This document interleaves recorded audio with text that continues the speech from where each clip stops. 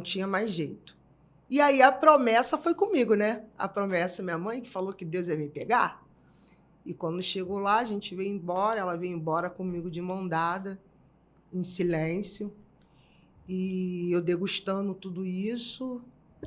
E eles falaram também que eu não tenho filhos, nunca engravidei, que eu também não ia poder gerar, porque no meu ventre, no meu útero, não existia lubrificação suficiente para me gerar uma criança, que isso era impossível acontecer, que eu nunca ia ser mãe, e outros fatores que eles começaram a me dizer que eu teria que me resguardar, mas que o limite do grau da doença, que já estava por dentro do meu corpo, dava-se a entender a eles que eu só teria 6 meses de vida. Mas isso foi quando? Tem quanto tempo? Já tem 9 anos. Meu Deus.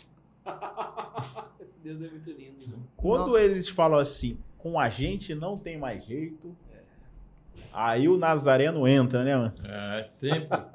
9 anos. 9 anos. 9 anos. Qual o nome da doença? Síndrome de Jongre. Jongre. Nunca ouvi falar. Jongre. Né? No meu Instagram eu tenho um videozinho com as fotos das feridas. Eu me machuquei, eu não cheguei a necrosar. Eu passei todo o processo. Todo o processo que os médicos falaram, você passou. Eu passei. Só que interessante aqui é entender o seguinte. Como é que você está lá fora e você está fazendo uma opção de coisa errada e quando você retorna, você descobre que tem uma enfermidade que você só tem 6 meses de vida. Que você vai perder a visão, que você não tem saliva na boca, que você não pode ser mãe, que a qualquer momento você pode vir a óbito, e as sensações que acontecem no seu corpo, literalmente, é uma sensação desesperadora. Como é que você para entender isso? Você culpou Deus? Sim. No começo, sim. Eu queria que Deus me explicasse. Eu sempre fui muito ousada, né? Na minha vida toda, eu sempre fui muito ousada. Então, assim, eu com Deus, eu sou muito papo reto. Direta. Eu lembro que minha mãe falou, vamos para casa da mamãe. Eu falei, não, quero ir para casa que eu tenho que dar uma desenrolada com Jesus, né? Conversar com ele. E eu lembro que eu cheguei em casa e eu gritava. Eu queria que Deus me desse satisfação, eu queria que Deus me desse explicação. Por que eu estava no mundo e eu voltei para Jesus e eu estou doente? E não que Deus é esse, Deus falar comigo, Deus falar comigo, Deus falar comigo. E aqui Deus, ó, quietinho. Sem resposta. E eu lembro que nesse dia, para mim, foi um dos piores dias da minha vida, né? E eu falei para Deus, tá bom então, se o Senhor me quer assim, vai ser assim. Eu sou muito pirracenta, né? Vai ser assim então tá bom, eu vou te adorar assim. Só que aí, tipo, quando eu falei, eu vou te adorar assim, as coisas não melhoraram. As coisas pioraram. Chegou a um extremo de eu não conseguir andar mais e ter que sair da minha casa para ficar na casa da minha mãe, que eu odiava. Lembraram no começo? Que eu odiava, porque tinha que cuidar de mim.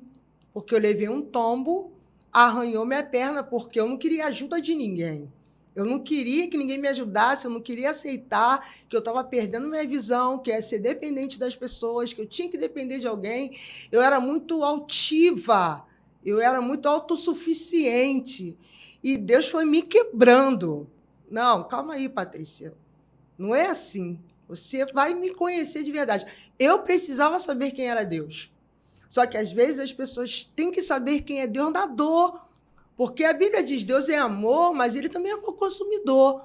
Então, a gente só quer falar do Deus de amor, né? Mas a gente também não conhece aquele Deus que ele trata na dor, ele trata na doença, ele trata na perca, né? É o que o senhor falou. O que eu vivi hoje é eficaz para mim, eu não entendia antes. Para quê? Para que hoje vidas venham a ser alcançadas. O que eu passei hoje, eu posso edificar alguém que esteja passando. Só que eu não queria aceitar de jeito nenhum, porque o negócio ficou sério. Eu comecei a perder minha visão, literalmente, e eu não queria aceitar. Eu já morava sozinha, tinha minha casa, era independente, não dependia de ninguém para nada. E como é que vive assim? Eu não queria. Não queria de jeito nenhum. Aí eu lembro que eu fui no culto em Campos. Bispa Amanda. Eu nunca esqueci disso. E minha perna estava enfaixada. Eu sentei no último banco, Bispo Anselmo. E essa mulher, ela até já ela faleceu. Ela me pegou pela mão e veio andando comigo naquele corredor. E eu andando bem devagar, com a perna enfaixada, ela não me conhecia. E ela segurou minha mão e ela disse: "Ô, barro, barro, barro, barro, quem és tu na mão do olheiro? Porventura é o barro que manda no olheiro ou é o olheiro que manda no barro?"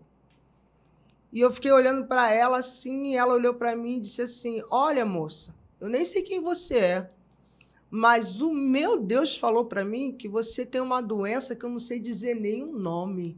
Só que ele também mandou dizer para você que ele quer saber agora quem você é.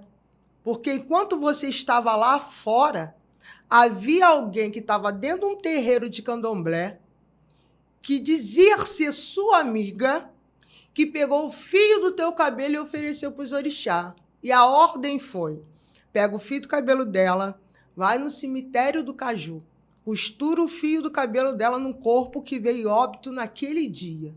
E como aquele corpo for se deteriorando, é o que vai acontecer na vida dela."